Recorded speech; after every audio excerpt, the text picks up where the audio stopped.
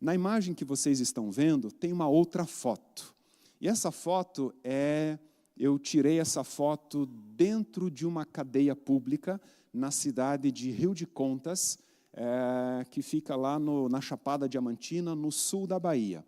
E é uma cadeia pública, hoje ela é lugar de turismo, mas é uma casa, e ela funcionou por alguns anos, por algum tempo, ela foi a cadeia mais temida da Bahia. E ela tem todo um simbolismo ali, mas ela funcionava, como antigamente, isso é final do século XVIII, início do século XIX, ela funcionava como uma cadeia pública e em cima era a Câmara Municipal, onde funcionava a administração local, a administração da cidade, e na parte de cima dessa cadeia, as pessoas eram julgadas e tinha não sei como é que chama isso, um alçapão, onde a pessoa, quando ela era condenada, o alçapão abria e ela caía lá de cima, e é uma altura ali de, quantos metros, Verna? 3, 4 metros de altura, o alçapão abria e a pessoa caía, e essa era uma cadeia muito temida, e obviamente não tinha higiene nenhuma, tudo o que acontecia ali dentro ficava ali dentro. Então, era um lugar de muito sofrimento, de muita dor, e nós visitamos esse lugar aqui. Mas essa imagem chama atenção. Não sei se dá para ver, eu acho que não dá para ver muito bem, mas lá no fundo você tem uma igreja católica. E essa cadeia ela foi construída exatamente com essa ideia de que os condenados, os presos, eles tivessem essa visão da igreja, para que a igreja fosse, de fato, uma referência, eles tivessem essa lembrança da igreja como uma referência de como deveria se viver, de qual era a maneira, talvez, adequada, ou o modelo, a referência de vida, de como deveria se viver, estava simbolizada, representada nessa igreja. Então, os presos, obviamente, eles tinham, apenas uma grade, eles tinham acesso, então, e as pessoas não tinham, obviamente, muito dinheiro vindo do Estado ou do governo para o sustento, então as pessoas, ao saírem das missas, por exemplo, se aproximavam ali, ou no dia a dia, e davam água, davam comida, davam uma espécie de sustento, ajudavam essas pessoas a sobreviverem. Elas não sobreviviam muito tempo, eu não lembro agora, mas se não me engano, era a pessoa que mais tempo, você lembra? Não? A pessoa que mais tempo sobreviveu nessa cadeia, ela durou 1 ano, ou seja, a condição de vida era muito precária, e aquilo era uma realidade ali do século XVIII, final do século XIX, onde havia uma corrida do ouro naquela região ali, então toda a exploração caracterizava aquele momento. Então, estar ali dentro é um sentimento, uma emoção bastante estranha, pessoas vivendo numa condição tão delicada, tão difícil, e ao mesmo tempo tendo esse referencial da igreja. Eu quero explorar um pouquinho essa ideia da igreja sendo uma referência de vida, uma referência de como pode se viver e como deve se viver. E não somente a igreja, mas tem alguns textos na palavra de Deus que eu quero compartilhar com vocês, que possivelmente você lê, ou muitas vezes as pessoas leem e digam, não, isso aqui não é para mim. Esse texto aqui não é o meu caso. Eu quero ler com vocês 1 Timóteo capítulo 3, versículos 1 ao 12. E quando você lê esse texto, possivelmente a maioria vai dizer, não, essa palavra não é para mim. Ela está falando para os líderes, ela está falando para os bispos, ela está falando para os pastores, ela está falando para os missionários. Mas talvez um outro entendimento vai ajudar você a entender que essa palavra também é para você. Essa palavra é para todos nós. 1 Timóteo capítulo 3, é um texto bem conhecido, onde Paulo escreve a Timóteo, orientando Timóteo na escolha de líderes na igreja local.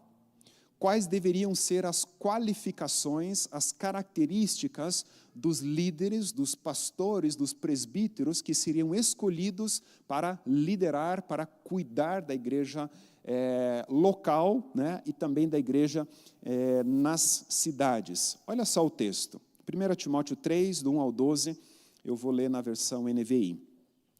Esta afirmação é digna de confiança. Se alguém deseja ser bispo, deseja uma nobre função. É necessário, pois, que o bispo seja irrepreensível, marido de uma só mulher, moderado, sensato, respeitável, hospitaleiro e apto para ensinar. Não deve ser apegado ao vinho, nem violento, mas sim amável, pacífico e não apegado ao dinheiro. Ele deve governar bem a sua própria família, tendo os filhos sujeitos a ele com toda a dignidade. Pois, se alguém não sabe governar sua própria família, como poderá cuidar da igreja de Deus? Não pode ser recém-convertido, para que não se ensoberbeça e caia na mesma condenação em que caiu o diabo. Também deve ter boa reputação perante os de fora, para que não caia em descrédito nem na cilada do diabo. Os diáconos igualmente devem ser dignos, homens de palavra, não amigos de muito vinho, nem de lucros desonestos. Devem apegar-se ao mistério da fé com a consciência limpa. Devem ser primeiramente experimentados, depois, se não houver nada contra eles, que atuem como diáconos. As mulheres, igualmente, sejam dignas, não caluniadoras, mas sóbrias e confiáveis em tudo. O diácono deve ser marido de uma só mulher e governar bem os seus filhos e sua própria casa. Os que servirem bem alcançarão uma excelente posição e grande determinação na fé em Cristo Jesus. Obviamente que esse texto ele é algo específico e na Fermata, e quando a gente fala com líderes, a gente usa várias desses detalhes, né, dessas qualificações, porque é uma palavra, sim, específica aos líderes, mas ele é uma palavra a toda a igreja. E quando Paulo escreve a Timóteo, Paulo escreve Timóteo orientando Timóteo na escolha desses líderes.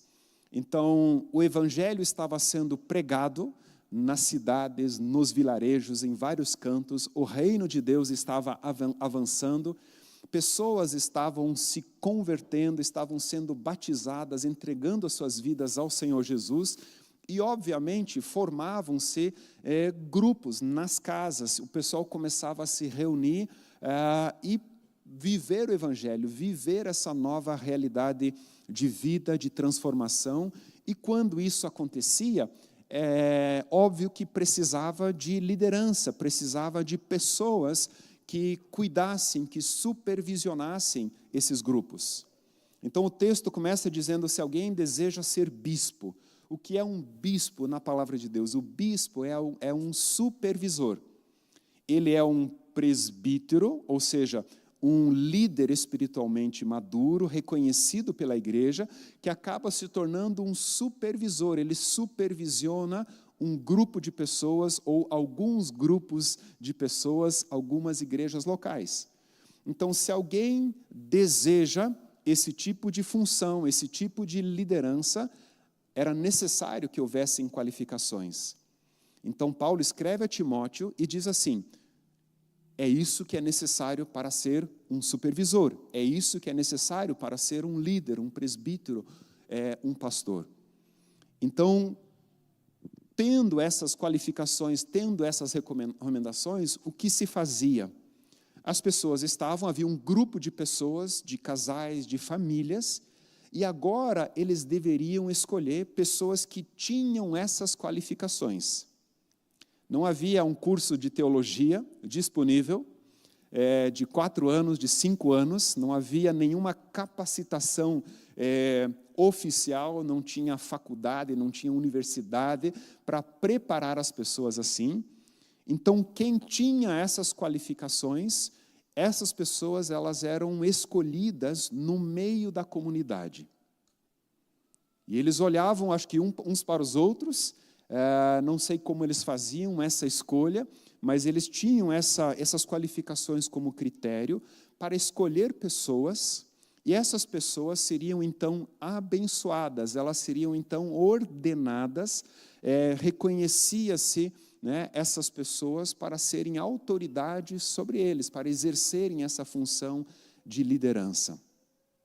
E é interessante pensar que essa ideia de ter pessoas com essas qualificações não significava que exclusivamente elas precisavam ter essas qualificações.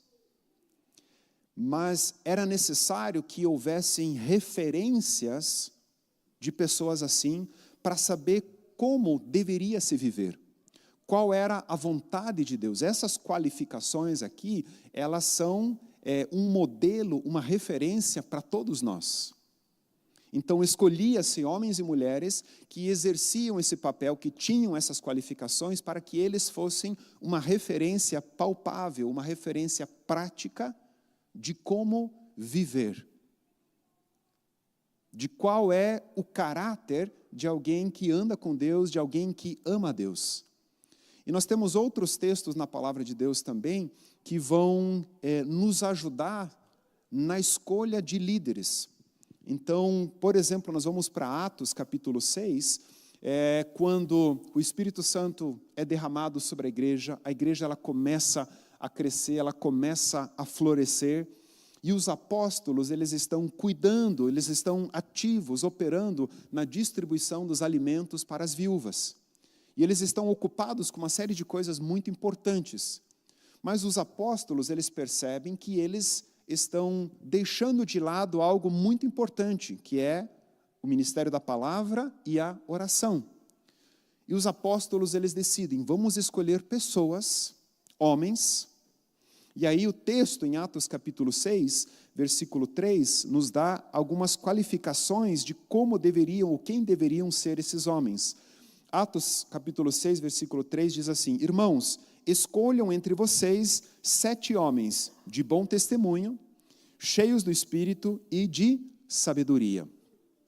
Nós vamos passar a eles essa tarefa da distribuição dos alimentos, e nós nos dedicaremos à oração, ao ministério da oração e ao ministério da palavra. Então, de novo, pessoas eram escolhidas, e essas pessoas, elas tinham que ter características específicas. Bom testemunho, cheios do Espírito, de sabedoria. E essas pessoas eram escolhidas para exercerem uma função na igreja local, uma função ministerial. Então, a palavra de Deus, ela dá um valor muito importante a essa referência. Quem deveriam ser as referências da igreja local? Pessoas que tinham um caráter transformado. Pessoas que tinham uma vivência de fato com Deus. E quando nós voltamos para o texto de 1 Timóteo, capítulo 3, essa palavra ela é muito preciosa. O texto ele começa dizendo, por exemplo, no versículo 2, é necessário, pois, que o bispo seja irrepreensível. O que significa ser irrepreensível? Significa alguém que não pode ser repreendido. E ele não pode ser repreendido não é porque ele não tem falhas, não é porque ele não tem erros, mas é porque ele conserta aquilo que ele erra. Então, ele conserta onde há um erro. Então, uma pessoa irrepreensível é alguém que, quando comete uma falha, quando comete um erro, ela conserta, ela corrige, ela pede perdão, ela restitui, ela conserta o que foi quebrado. E assim ela não pode ser repreendida, ela se torna irrepreensível, por quê? Porque ela já consertou o que quebrou. Então, o bispo, o líder, nós, pastores que estamos aqui na frente pregando, ensinando, não significa nós temos limitações, nós temos falhas. O nosso trabalho é exclusivamente com pastores e missionários, e a gente vê quanta dor, quanta crise, quanta dificuldade, quantas falhas acontecem. Nós, pastores, somos gente como todo mundo é gente. Nós temos limitações, nós temos as nossas crises, Nós temos momentos de desânimo, de decepção, de frustração, momentos onde a gente não quer fazer nada, onde a gente não quer nem ver pessoas. E nós passamos por isso. Assim como todo mundo passa, nós estamos sujeitos a doenças físicas, nós estamos sujeitos a um esgotamento, a um cansaço, e nós precisamos cuidar de nós mesmos, nós precisamos dar atenção a nós mesmos, mas a pessoa irrepreensível não é aquela pessoa que não tem falhas, que não tem erros. Ela falha, ela erra, ela frustra pessoas, ela decepciona pessoas, mas ela conserta, ela corrige, ela tem a humildade de dizer: meu irmão, eu falhei com você, por favor, me perdoe. Falei o que não deveria ter falado, me exaltei demais, eu não tinha paciência, estava impaciente, me desculpa, me perdoa. E você corrige, você conserta. Então esse é o irrepreensível. E o texto vai começar uma série de características, de qualificações. E quando a gente lê esse texto, é algo muito interessante. Todas as qualificações desse texto, exceto uma, são qualificações do caráter. Uma delas trata-se de uma aptidão, de uma capacidade. Esse bispo, esse líder espiritual, ele deve ser apto a ensinar. Ou seja, ele precisa ter a capacidade de ensinar. Para ter a capacidade de ensinar, obviamente, ele precisa conhecer, ele precisa estudar, ele precisa se comunicar. Então, existe uma aptidão para essa função. Mas todas as qualificações têm a ver com o caráter, com a vida do líder. E essa liderança é uma liderança pela vida, é uma liderança pelo exemplo. E Deus, ele estabelece essa liderança para que seja um modelo, para que seja uma referência de como se deve viver. De qual é o padrão, qual é a vontade de Deus para cada um de nós. Eu quero dar um destaque para os versículos 4 e 5, onde Paulo escreve a Timóteo, diz assim: ele deve, ou seja, o bispo, ele deve governar bem sua própria família, tendo os filhos sujeitos a ele com toda a dignidade. Pois, se alguém não sabe governar sua própria família, como poderá cuidar da igreja de Deus? Paulo, ele estabelece uma prioridade aqui. E essa prioridade, ela não é exclusiva para os líderes, não é exclusiva para os pastores. Ela é uma prioridade para todos nós. Nesse contexto, ele está falando do líder espiritual. Ele deve governar bem a sua própria casa, a sua própria família. Ou seja, a família tem prioridade. Ela vem antes do ministério. Então, a família, o governo da própria casa é mais importante do que o ministério.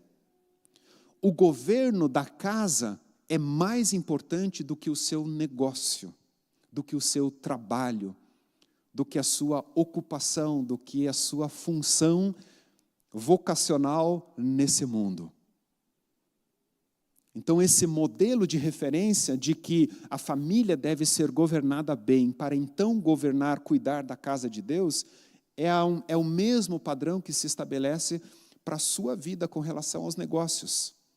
Então, você tem um trabalho, você tem um cargo, você tem uma função, você tem uma empresa, você tem um negócio que possivelmente demanda muita atenção, demanda do seu tempo.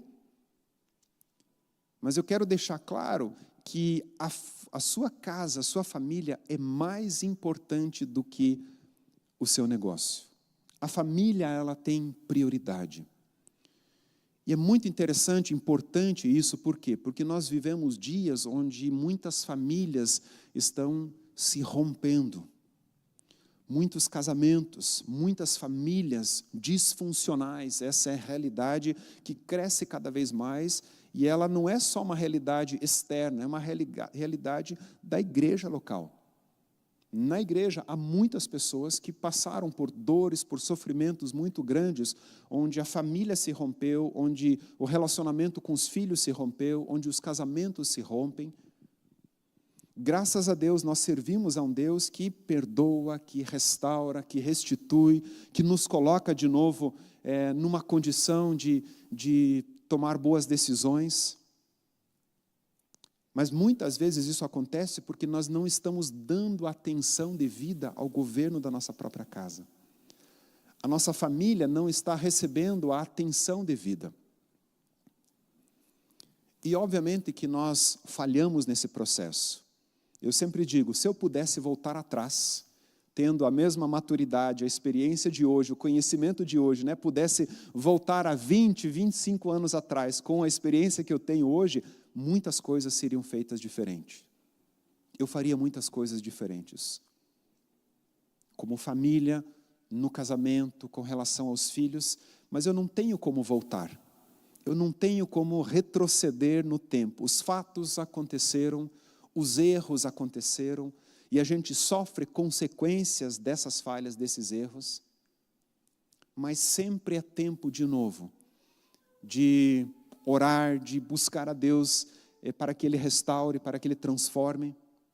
Então talvez você olhe hoje para o governo da sua casa e você diz, eu, marido e esposa, juntos, nós não fizemos um bom governo da nossa casa. Eu falhei, eu errei, as consequências estão ali. É possível que você reconheça isso hoje. E não tem como voltar atrás. Mas você pode se colocar diante de Deus, como foi lido no início, na introdução, você pode confessar isso a Deus, você pode reconhecer as tuas falhas diante de Deus e dizer, Deus, eu errei, eu falhei com a minha esposa, falhei com o meu marido, falhei com os meus filhos, eu falhei na área financeira, eu falhei com outras pessoas, tomei emprestado e não devolvi, tenho dívidas hoje. Você pode reconhecer isso, confessar isso ao Senhor e pedir, Deus, me dá graça para restituir, me dá graça para consertar aquilo que está quebrado. É possível fazer isso. E eu creio que essa é a vontade de Deus para nós, para restaurarmos, para restituirmos, para reconstruirmos. E voltarmos de novo, a partir de hoje, se você talvez nunca deu prioridade à sua casa, à sua família, talvez é tempo de você estabelecer isso na sua vida a partir de agora. Tem um pastor havaiano, ele escreve um livro bem conhecido chamado Andando com o Tanque Vazio. O nome dele é Wayne Cordeiro. E ele conta a história do colapso que ele teve, do esgotamento que ele teve na vida dele. E ele se dedicava completamente ao ministério. Ministério, a igreja que ele pastoreava, uma igreja que cresceu muito, ele se dedicava completamente à igreja. E com isso, a vida pessoal dele, a família dele foi se destruindo de certa forma, ou estava num caminho de destruição. Então ele escreve um livro chamado Andando com o Tanque Vazio, ou seja, ele está andando, mas já sem combustível, em algum momento ele sabia que ia colapsar. E ele passa por um processo de restauração, de transformação, de cura muito grande. E em uma das palestras que eu ouvi dele, ele fala algo muito interessante. Ele faz a seguinte pergunta: como que nós equilibramos família e ministério? Como que nós equilibramos família e negócios? Qual deve ser essa proporção? É 50% família, 50% trabalho? É 60% família, 40% trabalho? Como que a gente equilibra essas duas coisas? E ele fala uma coisa muito interessante que me marcou. E é muito simples. Ele diz que a resposta para isso é andar no Espírito. Referência de Paulo aos Gálatas, capítulo 5, versículo 16. Andem no Espírito e de modo nenhum vocês satisfarão os desejos da carne. E para mim isso foi muito importante. Por quê? Porque se a gente pegar a agricultura, por exemplo, a agricultura ela tem o período de safra, o período de plantio e de colheita, que demanda muito trabalho, não é verdade? Então, sai cedo de casa, volta tarde da noite, e você tem alguns dias, algumas semanas de um trabalho muito intenso, e você não consegue dedicar muito tempo ao casamento, aos filhos, às coisas da casa, não é verdade? Porque você está concentrado, você está focado no trabalho. Então, nós temos períodos, eu não sei qual é a tua ocupação, a tua profissão, mas tem momentos onde o trabalho é muito intenso e tem uma demanda muito grande. E está ok você fazer isso, não está errado, mas essa não pode ser a regra. Então, se você tem algumas semanas de trabalho intenso, que demandam muito de você, ok, você vai se dedicar a isso. Mas é importante que quando passar esse período, você faça o contrário. Agora é um período mais tranquilo. Agora é um período onde não tem tanto trabalho assim. Eu vou dar uma atenção maior à minha casa, ao meu casamento, aos meus filhos.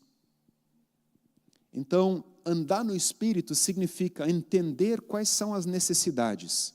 Quais são as necessidades da minha casa? Quais são as necessidades da minha esposa, do meu marido? Quais são as necessidades dos meus filhos? E quando eu sei isso, quando eu entendo isso, eu vou ao encontro deles, eu vou nessa direção.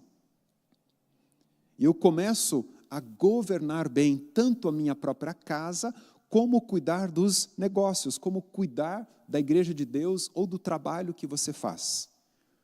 Então, o equilíbrio está nesse discernimento, de andar no Espírito, de ouvir a voz de Deus, a direção de Deus. Eu sempre conto uma história do próprio Wayne Cordeiro, que ilustra isso muito bem. Ele conta a história de um filho dele, pequeno, e ele sentiu que o filho estava distante, o filho não estava muito conectado com ele, e ele está pastoreando a igreja, com isso em mente, de governar bem a sua própria casa, e um dia o Espírito Santo lembra ele, mostra a ele, dá a ele uma ideia do que fazer com o filho. E aí ele cancela os compromissos dele na igreja local, ele vai na escola. Então imagina aqui, vou usar o pastor Marcos aí. O pastor Marcos está aqui no trabalho, ocupado, e de repente ele sente o filho dele, está na escola, e ele cancela os compromissos dele. O Marcos vai lá na escola, tira o filho da escola, no meio da manhã, e leva o filho para pescar. No caso do Wayne Cordeiro, era o que o filho mais gostava de fazer, pescar. E o pai tira o filho da escola e leva o filho para pescar. E passa o dia inteiro pescando. Na palestra ele diz assim: pergunta hoje ao meu filho um dos dias mais marcantes, mais impactantes na infância dele. Foi o dia que o pai tirou ele da escola, e eu pensando, só esse fato já seria motivo de grande alegria. Só o fato do pai tirar da escola no meio da manhã já seria uma alegria muito grande. E o pai ainda leva para pescar, que era o que o filho mais amava fazer. E o filho, ele se sente amado pelo pai dele. Ele fica encantado com o que o pai dele fez com ele. E aquilo marcou a infância dele. Percebem como, às vezes, algumas coisas simples, algumas coisas pequenas, fazem toda a diferença, tem todo o impacto na vida de uma esposa, de um marido, de um filho. Então, Paulo, ele escreve a Timóteo e diz, esse líder que vai se tornar uma referência para a igreja, que vai liderar a igreja pela vida, pelo exemplo, ele deve governar bem a sua própria família. Se ele governar bem a sua própria casa, ele tem condições de cuidar da igreja de Deus. E às vezes, e eu trabalho, obviamente, com esse público, a realidade hoje de muitos pastores, e não é exclusivo dos pastores, eles estão 100% concentrados, dedicados no trabalho. Eu chamo isso de Ministério Casas Bahia, dedicação total a você. Eles estão tão concentrados nisso que, ao fazer isso, a família ela fica em segundo plano. E a família em segundo plano significa que ela não está sendo cuidada, ela não está sendo governada adequadamente. E o resultado disso é que você tem pastores com problemas no casamento.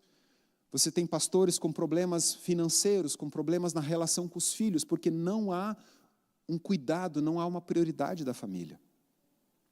Mas isso não é exclusividade dos pastores. Muitas pessoas hoje estão concentradas, dedicadas ao trabalho, aos negócios. Muitas vezes passam horas e horas do seu dia no trabalho porque não querem encarar a realidade de casa.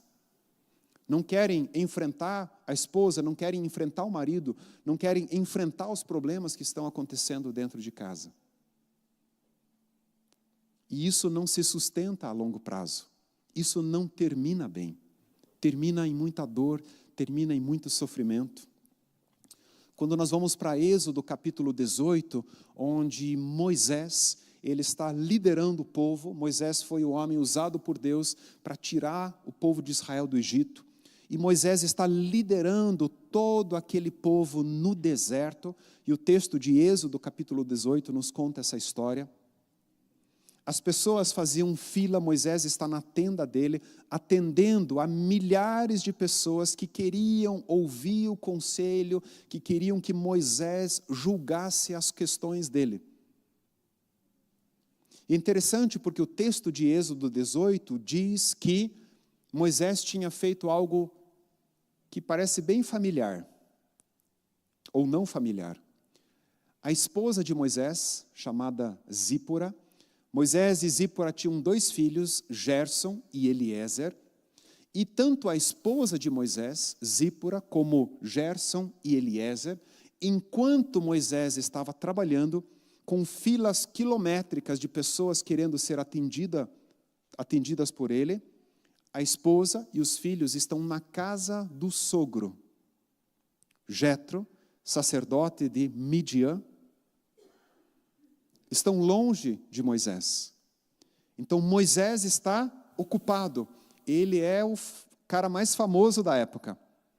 Ele é o que mais tinha seguidores no Instagram, no Facebook. O canal do YouTube dele era o mais seguido de todos. Milhares de pessoas queriam ouvir a Moisés. E enquanto isso, a família está distante. A família terceirizada para o cuidado do sogro.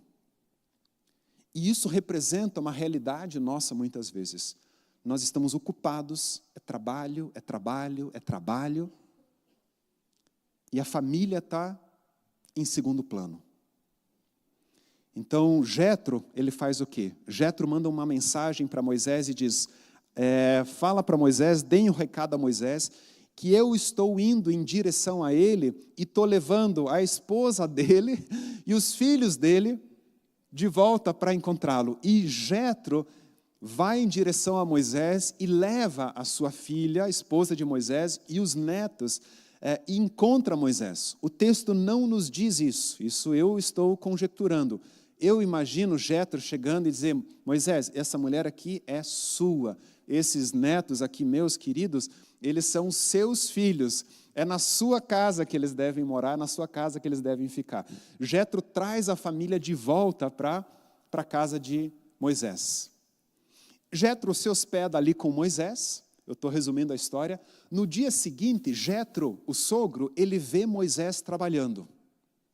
E aquela fila quilométrica, milhares de pessoas querendo ser atendidas por Moisés. E o sogro de Moisés olha aquilo lá, passa o dia observando aquela situação, e no final do dia ele diz a Moisés o seguinte, Moisés, desse jeito, nem você vai terminar bem, nem o seu povo. Isso não vai dar certo, isso não vai terminar bem. Você não vai terminar bem, você não vai aguentar, você não vai dar conta do recado, e o povo também não vai terminar bem. Isso vai acabar mal.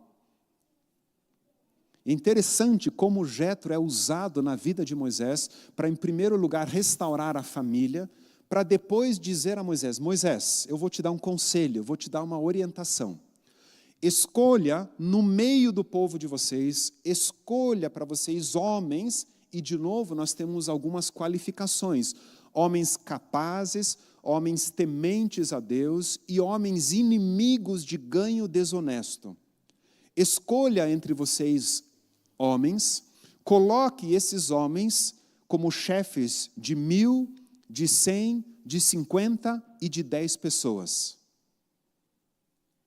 Olha só, uma conta rápida. Moisés está sozinho, atendendo a milhares de pessoas. Imagina que você está numa fila e a tua senha é 552.917.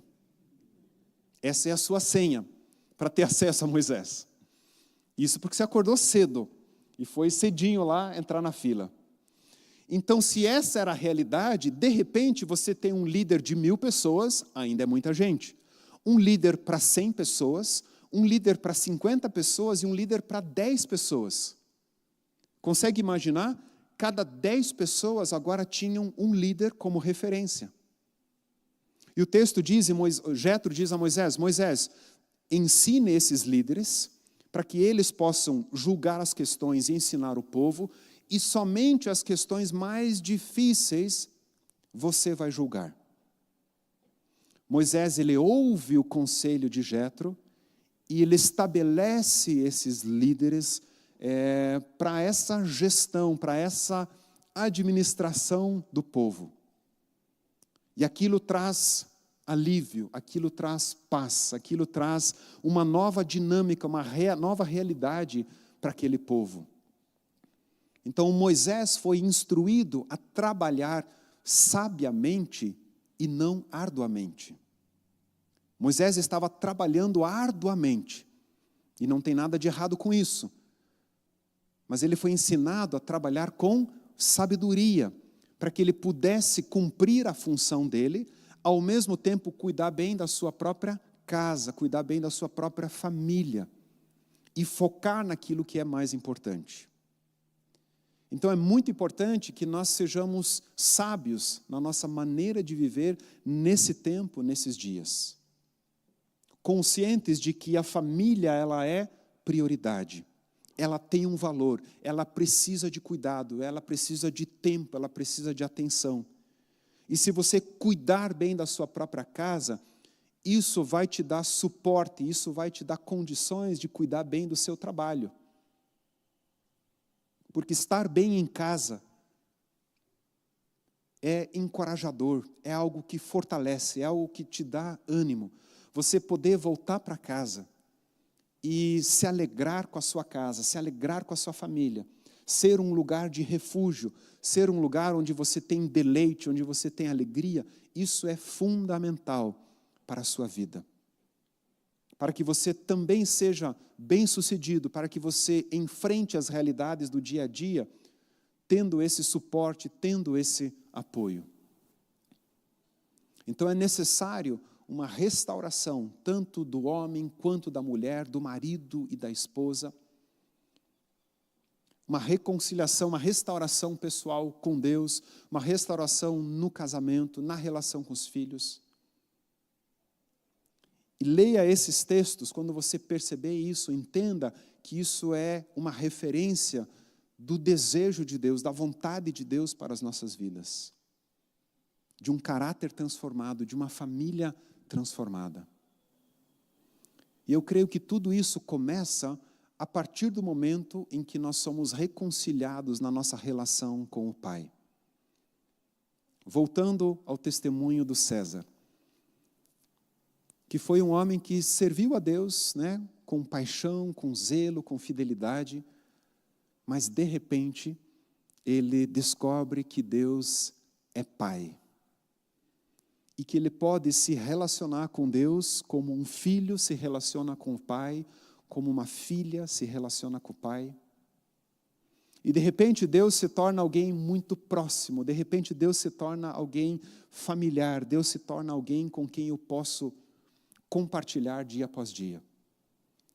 Falando aos jovens um pouquinho ontem, a paternidade, tanto de Deus quanto biológica, quanto a paternidade humana, ela tem um papel fundamental na nossa identidade e no nosso destino. A paternidade tem um papel muito importante em quem eu sou, em quem eu estou me tornando, e aquilo que vai ser de mim, aquilo que vai acontecer comigo. E obviamente nós pais, nós humanos, nós falhamos. Muitos possivelmente não tiveram pais que exerceram esse papel. Muitos possivelmente tiveram pais talvez ausentes, pais que saíram de casa, pais que abandonaram. Eu sempre lembro do Kael, nosso filho mais velho, hoje está com 22 anos, com 4 anos de idade, indo, primeiro ano dele no colégio, indo para a escola. Alguns dias depois, logo no início, nos primeiros dias, a professora veio falar conosco e disse o seguinte: o Kael é a única criança que fala do pai. E aquilo nos chocou demais. De todas as crianças da turma, o Kael era o único que falava a respeito do pai. Nenhuma criança citava o pai nas conversas. E com o passar do tempo, a gente vai conhecendo os colegas, as mães, muitas mães já separadas, muitas mães já divorciadas. Aquelas mães, aqueles filhos que tinham os pais não interagiam, não faziam parte da educação da criança. Eram homens de negócio, bem-sucedidos, pessoas importantes na sociedade, e não tinham tempo para se dedicar na educação dos filhos. Então, não faziam parte da vida dessas crianças. Então, se isso já era assim há 18 anos atrás, isso não tem melhorado, isso tem ficado cada vez mais complicado. Então, há muitos homens e mulheres que estão crescendo sem essa referência de uma paternidade que está presente, que direciona, que dá segurança, que transmite amor. E isso tem um impacto muito grande.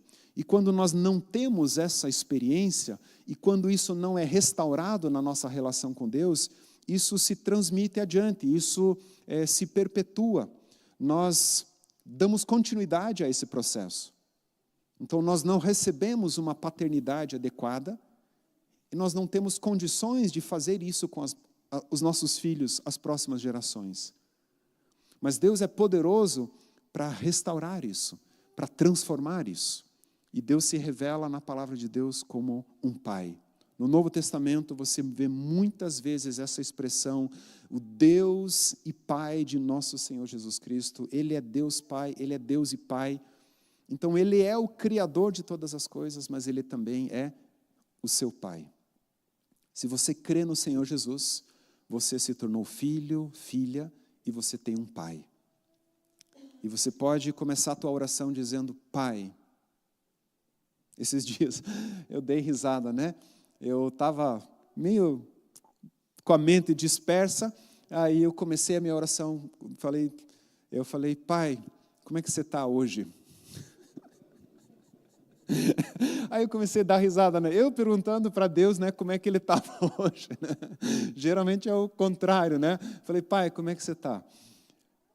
E nós temos essa liberdade. Deus, de fato, Ele é um Pai com quem eu posso abrir meu coração, eu posso chorar, eu posso pedir ajuda, eu posso pedir conselhos. E Ele opera, Ele usa a palavra dEle, Ele usa pessoas. E é algo que nós podemos e devemos experimentar. Que Deus te dê a graça, a sabedoria e o encorajamento de fato, buscar uma transformação no seu caráter, na sua vida.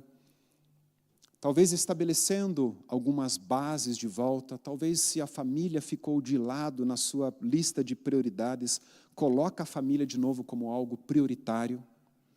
O Salmo 11, versículo 3, é um texto que sempre me marca muito. Salmos 11, 3, o texto diz assim, quando os fundamentos estão sendo destruídos, o que poderá fazer o justo? Então, muitas vezes, alguns fundamentos na nossa vida estão sendo destruídos. E quando os fundamentos são destruídos, é muito difícil construir. É muito difícil recuperar algumas coisas. Então, não permita que os fundamentos se rompam, se quebrem na sua vida. Dê atenção, dê valor para as coisas essenciais. Isso vai ter um impacto muito grande na sua vida. Amém? Vamos nos colocar em pé. Quero orar com vocês ainda. Pai querido, muito obrigado por essa manhã. Obrigado pelo privilégio de nós estarmos aqui reunidos como família, como igreja, como amigos. Fazemos parte, Pai, de uma comunidade, fazemos parte de uma família espiritual. E nós te louvamos por esse privilégio. Obrigado porque podemos te chamar de Pai. Nós nos alegramos, Pai, pelo fato de sermos teus filhos, tuas filhas. Tua palavra diz que nós somos também herdeiros, co-herdeiros juntamente com Cristo. Tua palavra também diz que em Cristo Jesus nós somos abençoados com toda sorte de bênçãos espirituais nas regiões celestiais. Nós te louvamos, Pai, porque existem riquezas espirituais, riquezas gloriosas, das quais nós fazemos parte. Obrigado pela Tua palavra, obrigado pelas promessas. Obrigado, Pai, por revelar-se a nós, por estabelecer a Tua vontade, os Teus princípios. Obrigado, Pai, por tanta história revelada a nós, tanta coisa boa, com a qual nós podemos aprender, crescer, desenvolver. E nós entendemos, Pai, que a família é uma instituição Sua. A família, ela é prioridade nas nossas vidas. A família, Pai, ela é esse reflexo que reflete, Pai, a Tua imagem, a Tua semelhança. E nós te louvamos, Deus, porque somos uma família espiritual e que podemos ter uma família núcleo, uma família biológica também.